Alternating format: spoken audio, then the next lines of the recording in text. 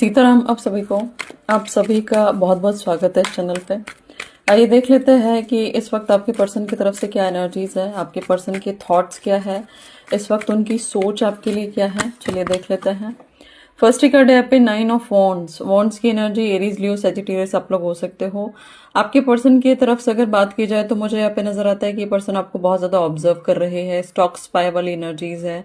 कहीं ना कहीं मल्टीमीडिया पर आपको स्टॉक करते हुए किसी न किसी डिफरेंट आईडी से या डिफरेंट किसी नंबर से ये आपको स्टॉक करते हुए नजर आते हैं। आपके ऊपर नजर है। एंड यहाँ पर एनर्जीज है नाइट ऑफ पेंटिकल्स की। देखिए यहाँ पर कहीं ना कहीं आपकी तरफ आना तो चाहते हैं।